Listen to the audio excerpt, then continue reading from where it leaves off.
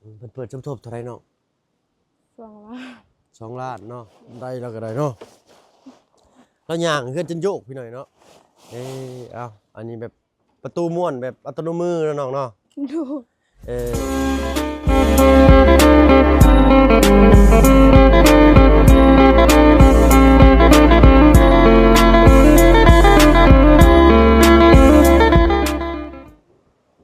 พี่น้องเนาะ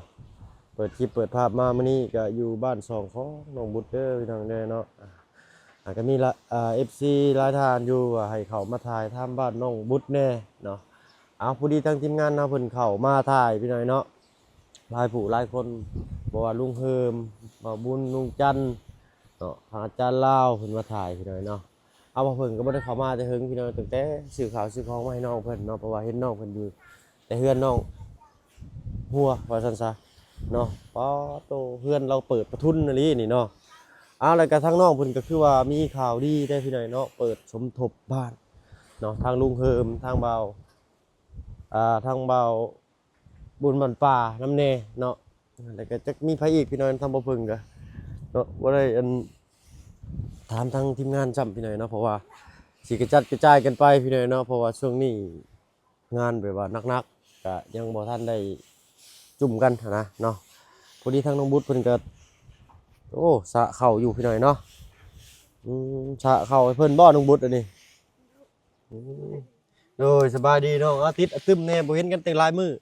น้องข้าวเวียกอยู่เฮือนบ่น้องคือบ่เห็นอยู่เฮือนน้องหัวดูสบายดีเด้อพี่น้องเด้อเนาะถ้าบ่เพิ่นก็กราบทักทายสบายดีผู้ใหญ่ใจดีและ FC เบิ่งทุกท่านเข้ามารับมาชมช่อง YouTube บ่เพิ่นเคยหลายคือเก่าพี่น้อยเนาะมื้อนี้เปิดคลิปเปิดภาพมาอยู่บ้านน้องบุษบาเพิ่นพี่น้อยเนาะเพิ่นก็เข้าซอยเป็นเนาะเพิ่นเป็นญาติจ้ะบ่เนาะเพิ่นเป็นพี่น้องจ้ะบ่ดู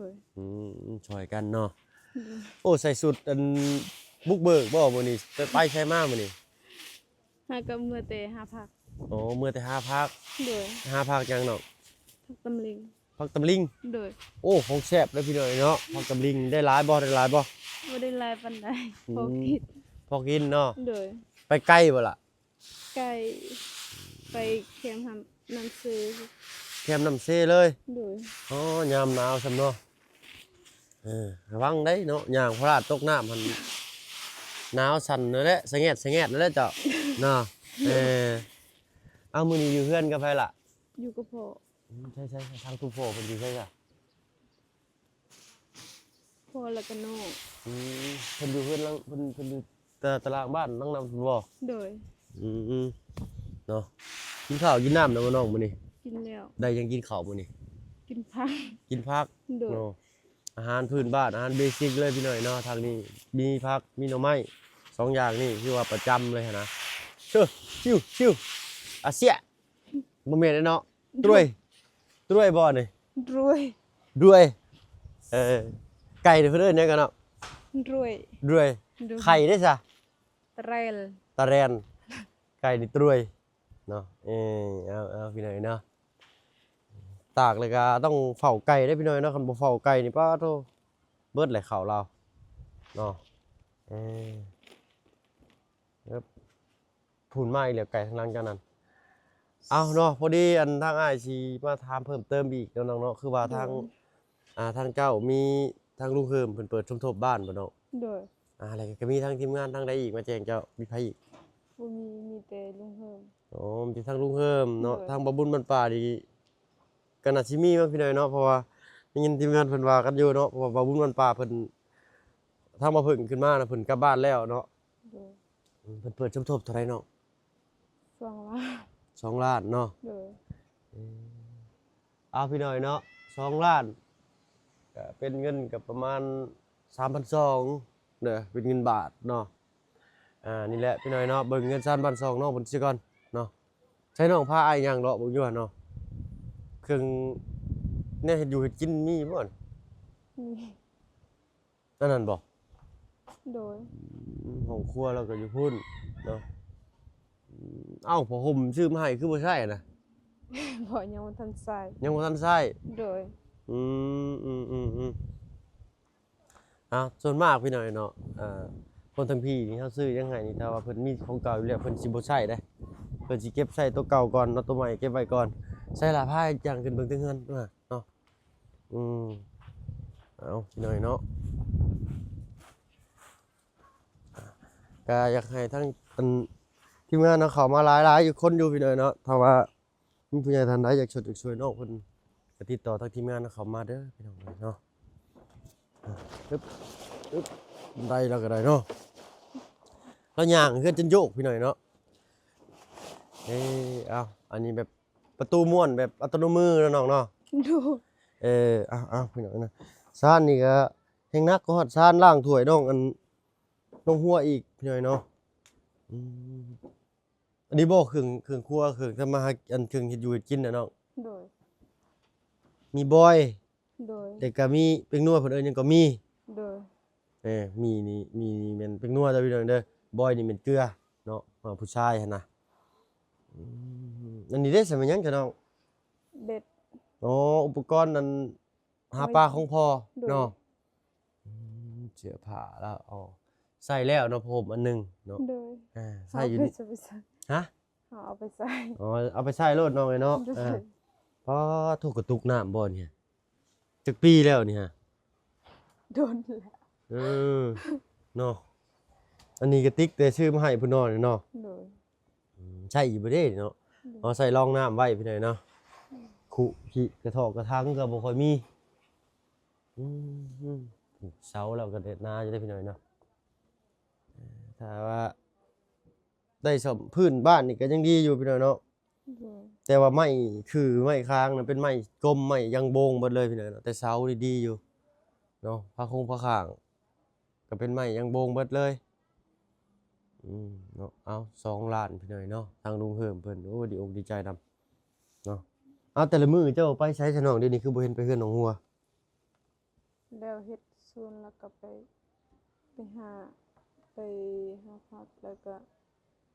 ตักเขาอยู่เฮือนบ่ได้ไปเฮือนสหัวเมื่อวานนี่ไปเฮือนสหัวไปเบิ่งเขาเฮ็ดน้ำ อ๋อวานนี่ไปอยู่เนาะแต่ไปเบิ่งเพิ่นเจาะน้ำแป๊บเดียวก็มาเนาะ โดย เบิ่งเฮือนครัวเราพี่หน่อยเนาะแต่เก่านี่เฮือนครัวนี่มันอยากทะลุได้ข่อยสิบ่ย่างเข้าไปพี่หน่อยเนาะเบิ่งอยู่หูหมอหนึ่งหมอมีจังนี้บ่ล่ะหมอน่ะ โดย อันนี้ก็ย่านมันโยดลูกใส่ไผเด้นี่มันหัวบ่น้อง โดย ตอนนี้มันบ่ได้ฝนตกอะคือบ่ให้ทั้งตู้พ่อคือหื้อออกเนาะมันจังชุงแน่ โดย ยันไฟลุกแฮงไปรวบผ้านั่นเบิดได้นี่ผู้อันนั้นก็ได้เอ้าเนาะแต่ก็สิบรรยายเดี๋ยวใดพี่น้อยเนาะเฮาก็ได้ไม้แปดแล้วนี่ดีอยู่พี่น้อยเนาะอย่างดีเลย แต่ว่าคือแล้วน่ะมันบ่ดี ตอนนี้ทางบ้านน้องเพิ่นก็มีแต่ทางลุงเฮิมพี่น้อยเนาะสมทบมา2 ล้านกีบพี่น้อยเนาะ 3,200 บาทเนาะเอาอะไรก็ใช้สวนผักเจ้าล่ะอยู่ลุมบ่ โดย ใช้พาไปเบิ่งได้ไปเจ้าจะพามาให้ลงก่อนนี่เนาะโยกข้างแท้นี่เดี๋ยวให้อ้ายลงก่อนเด้อย่าง มาบัดเดียว2 คนบ่ได้เด้อพี่น้อยเนาะผมปึ๊บใช้มาเลย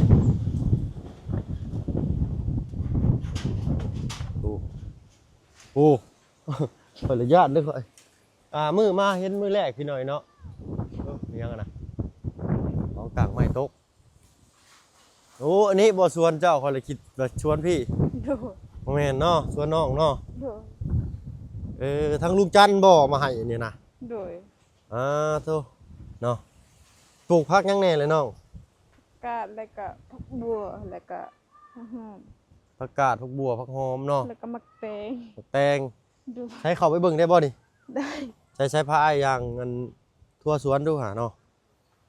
เพราะว่ามันต้องเข้าได้พี่น้อยนะยืนเบิ่งข้างนอกมันบ่ได้อรรถรสปานใดหั่นน่ะ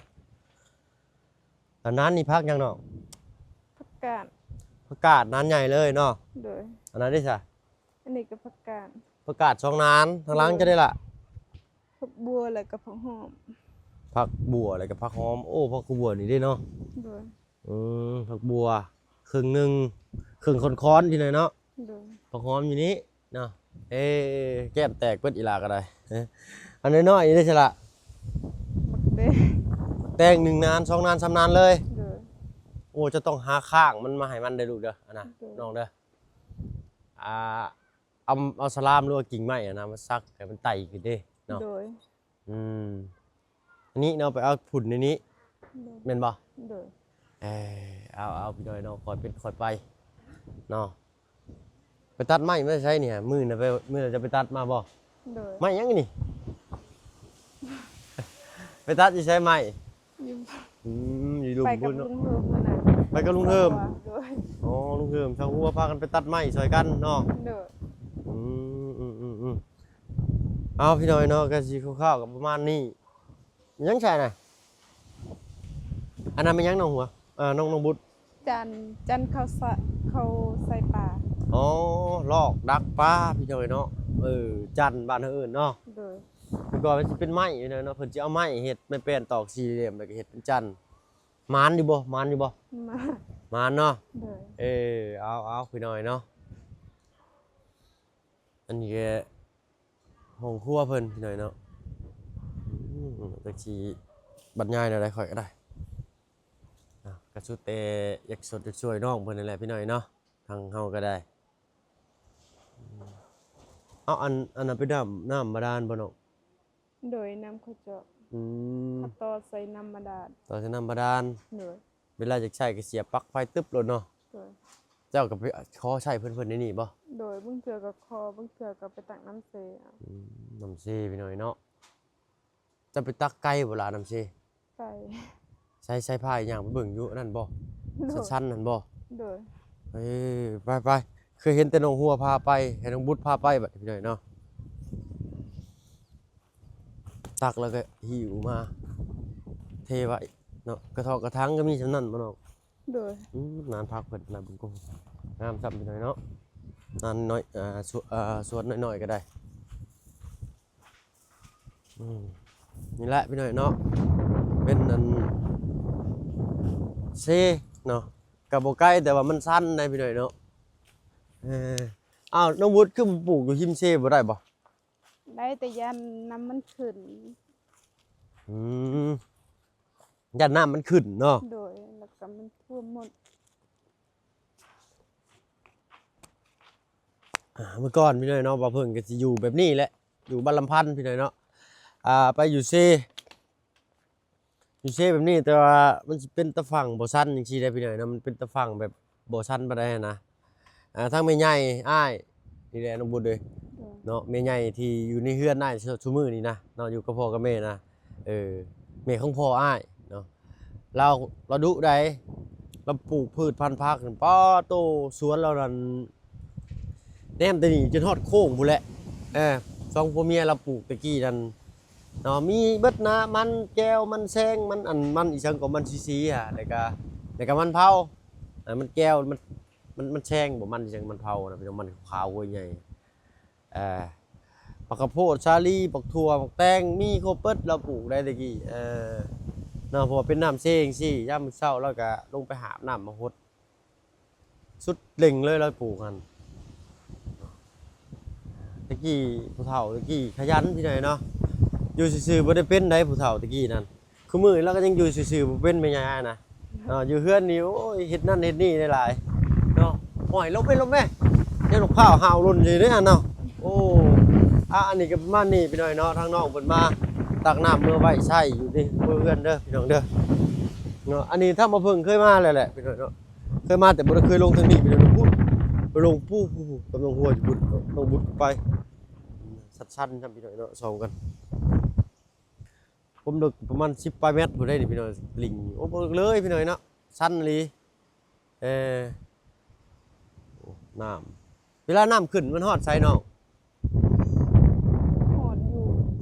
ฮะ เป็นน่ะ โคตรทึ่งพุ่นบ่ โดย โอ้จังพ่อจังมีเหือพี่น้อยเนาะ อืม ถ้าว่าน้ำขึ้นมานี่ชูดว่าคนเขตอื่นมาแล้วบ่ฮู้จังซี่นะเนาะ โดย ย่างไปเลยนี่เรียบร้อยเนาะ โดย บ่เป็นตื่นๆเด้อพี่น้อยเนาะผู้ แต่วิวทิวทัศน์บ้านน้องเพิ่นถือว่างามได้พี่น้อยเนาะยามมื้อเช้านี่แดดออกหมอกลงเนาะ โดย งามพี่น้อยเนาะไปสั่นพุ่นแหละมื้อเฮือนเจ้าบุญเฮาบ้านนี่เนาะเว้นทางน้องหัวเพิ่นมาเลยบ่เนาะทางน้องหัวเพิ่นออกไปอันเซโปนเนาะกับน้องจันเพิ่นพักจังน้องพักอีหุ่มเพิ่นบ่ โดย เอาไปลวกกินแซ่บเด้อพักร้านจะกินอยู่บ่เด้อเนาะพักอีหุ่มส่วนมากต้นลำไยก็หลายเด้ต้นมะนาวบ่ล่ะนี่ บ่เนาะ สมเช่งสมโอแม่นบ่จักสิเป็นต้นอยู่นั่นต้นมะกรูดบ่แม่น เที่ยง ต้นมะเกี้ยงบ่ดิ โดย หอมได้ใบมันพี่หน่อยเนาะแต่ทางนี้บ่ค่อยเห็นต้นมะกรูดใบมะกรูดพี่หน่อยเนาะเห็นแต่ต้นมะนาวใหญ่ก็มะขามต้นนี้ดกเลยพี่หน่อยน้องงาเยอะ เอาเนาะเอาก็ค่อยเป็นค่อยไปเนาะน้องเนาะ โดย ปลูกผักปลูกหญ้าพอได้กินในคนเฮือนนั่นแหละเนาะทางลุงเฮิมก็ยังลงไปลานเนาะโดยเพราะว่าเพิ่นมีเวียกอยู่พุ่นเพิ่นว่าเนาะเพิ่นลงไปแต่เมื่อวานนี้แหละเนาะแล้วก็เรื่องสมทบบ้านน้องเพิ่นนี่ทางทีมงานสิเข้ามาแจ้งเพิ่มเติมอีกพี่หน่อยเนาะทางบ่บุญบ้านป่านี่ได้ยินว่ามีพี่หน่อยเนาะเดือนใดทางอ้ายก็สิไปทางอื่นก่อนเด้อบัดนี้เด้อเนาะมื้อนี้นัดกับน้องซ้อนน้องอาเจืองไว้ว่าสิไปติดแผ่นพาซอยน้องเพิ่นผมเห็นแล้วหรือบ่ทางน่ะโอ้ยพี่หน่อยเนาะเอ้าไปทางอื่นก่อนเด้อน้องเด้อ ไป เนาะสบายดีเอาสู้ๆเด้อล่ะเด้อติดเอาตึมมาน้องมาเนาะไปเนาะสิไปใช้ต่อมื้อนี้อยู่เฮือนนี่เนาะบ่ได้ลงไปลิ้นน้องหัวบ่โอเคพุ่นแหละไปอันเฮือนน้องหัวก็ได้เนาะไปเบิ่งน้ำเพิ่นอยู่เนาะไปลองใส่น้ำใหม่เพิ่นน่ะสิได้ไรเนาะไปก่อนซะเนาะโดยขึ้นนี่ได้บ่เรือไปทางเก่าขึ้นทางนี้เนาะโอเคพี่น้องเนาะใส่ละกระเจโหลดก่อนปึ๊บไปพี่น้องเนาะว่าจากขึ้นตรงบุญไปขึ้นตรงหัวสิใกล้ใช่ไหมปึ๊บออกนี่ไปพุ่นก็ได้พี่น้องขึ้นพุ่นก็ได้แต่ความขึ้นทางต้องชันพออันนี้แหละเลาะกลางวันหันหน้าเพิ่นไปนี่เนาะปึ๊บมีแต่เหือได้พี่น้องเพราะน้ำมันขึ้นสูงหลายเนาะน้ำขึ้นมาใกล้หลายปึ๊บ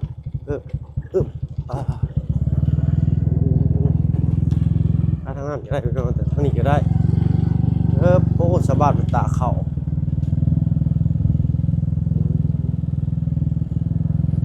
ไปทางใดระบาดทางนี้บ่เสาเพิ่นงามขนาดเลยบ้านเป็นหลังใหญ่เด้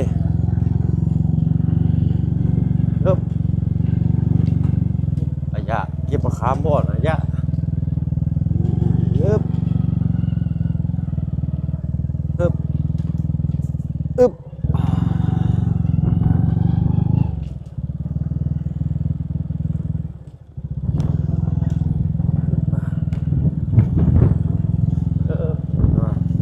ชาวบ้านเป็นจีพากันตะเขาเนี่ยเนาะ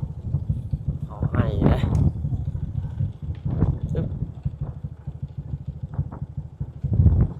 บ่อ่อนหัวนี่เนาะโอ้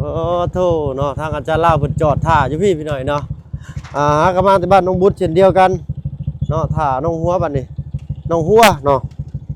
อะไรยังนี่โตสบายดีทางอาจารย์เฮาโอ้ย ลมแห้งเลยบ่เพิ่น แห้งมื้อนี้เนาะ เป็นยังไง โต เกิดอาเพศยังไง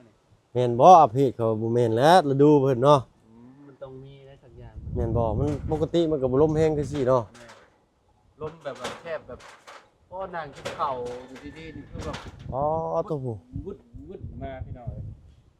จังกะสีออก เมตู้นั่นได้ข้างเฮือนน้องซ้อนได้เสีย บ่เสียแล้วบ่น่ะ เสียแล้วไปเจ้าเอาลงเลยมัน อืม ไปหาน้องซ้อนบ่เห็นน้องซ้อนแบบไปทิพผีแบบ ยันแม่นพี่น้อยเนาะเพราะว่าเมื่อวานนี่ทางข่อยเข้าไปแล้วก็มาแต่งานดองพี่น้อยเนาะโอ้มี แต่เวียกแต่งานเนาะทั้งนั้นเนาะบ้านน้องอาเจียงคือสิได้โจ๊กไว้ก่อนแล้วอาเจียงก็บ่อยู่อาซ้อนก็บ่อยู่เพราะว่าช่องครูฮู้วันนี้เพิ่นสิไปเวียกเนาะมีแต่ไปเวียกได้ช่องครูฮู้วันนี้ไปลูกเนาะอ้าวบ้านช่องเงินซ่านน้องหัวพี่น้อยเนาะเอ้าต้องสังกะสีอันนั้นให้สร้างตอกให้แล้วจี้ขึ้นอีกแล้ว มันลมนะลมแห้งพี่น้อยเนาะมันบ่มีปัดลมเด้มันบ่มีจั่วปัดลมเถอะมีจั่วปัดลมตอกหั่นน่ะมันสิบ่ออกนี่คือปัดลมคือห้องน้ำนี่จังซั่นแล้วเพิ่นสิเอิ้นว่าปัดลมใช้ย่างเลาะเบิ่งอันน้ำมันลงหัวก่อนจักหน่อยหนึงพี่น้อยเนาะโตแม่นมสบายดีเจ้าลองเสียบน้ำอยู่แม่นมทางลูกยังบ่ได้ลองเสียบอยู่เด้นี่เบิ่งเด้อพี่น้องฮึบ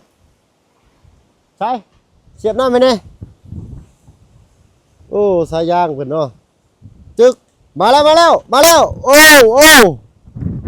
ใส่เบิดแล้วบ่โอ้มาแล้วโอ้น้ำใสพี่น้อยเนาะเบิ่งกินกันกินแบบปกติโอเคแม่ปิดเลยเจ้าน้ำไหลไฟสว่างแล้วบาดนี้พี่น้อยเนาะโอ้ยแล้วก็เบิดสำนี้แล้วชีวิตมนุษย์เฮาเนาะน้ำไหลไฟสว่างนี่ก็ดีละบาดนี้เนาะครบทุกรูปแบบแล้วบาดนี้เนาะแล้วก็ปะลุง FC หลายท่านพี่น้อยเนาะบ้านน้องหัวเพิ่นว่าโอ้ยถ้าว่าบ้านน้องหัวเพิ่นบ้านน้องหัวฮอนุงฮูกเด้อพี่น้องเด้อเนาะทางบ่เพิ่งเอิ้นหัวนี่จักเอิ้นคือทางลุงเฮิมเอิ้นกับบ่าวบุญวันป่าเพิ่นเอิ้นน้องหัว อันที่แท้จริงน้องหัวเนาะน้องหัวว่าสั่นเนาะมันจะออกวอแวนน้ำเนาะ